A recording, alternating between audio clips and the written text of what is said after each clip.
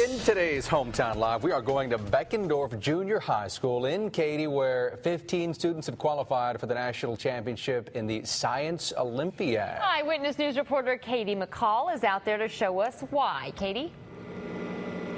Well, Alona, the reason why is because these kids love science. They spent hundreds of hours preparing for this competition. It's kind of like a track meet. Instead of running and jumping, though, the competitors are thinking. 2, 1, go.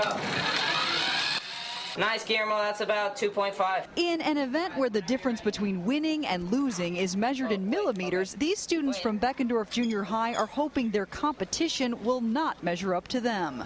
The goal is to make this car travel a specific distance. The closest to the mark wins. Every single point that you get counts. The team of 15 kids is headed to the Science Olympiad Nationals in Champaign, Illinois. The competition brings together 60 teams to take each other on in events involving all areas of science. This trailer contains the gear they will need to hopefully become national champions.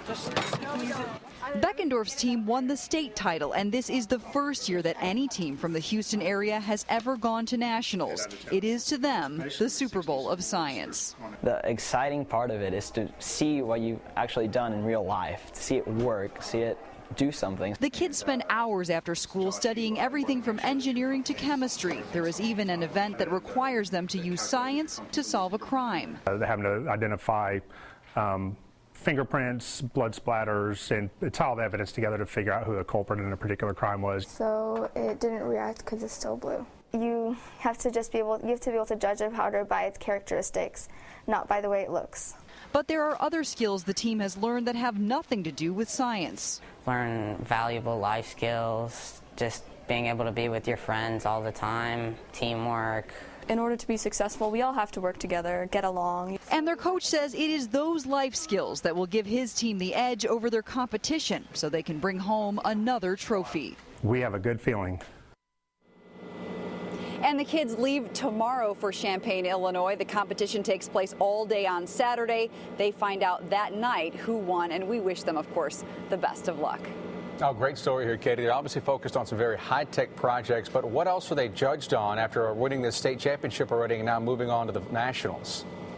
Yeah, that's a great question, Eric. What they do at this event is interesting. Some of the events are written tests where they'll be actually administered a standard test where they write down the answers. Others are more hands-on, like those chemistry experiments that you saw those girls doing. And still others are involving projects that they've already done, like that car that you saw. When they get there, for example, they won't know ahead of time how far they have to make that car go. So the judges may say, you have to make it go this far, and they have to calibrate that car just to that distance. So pretty impressive stuff that these kids have figured out. Yeah, they're going to be thinking on their feet. And Katie, you said it. We're all wishing them the best of luck. Great story. Thanks very much.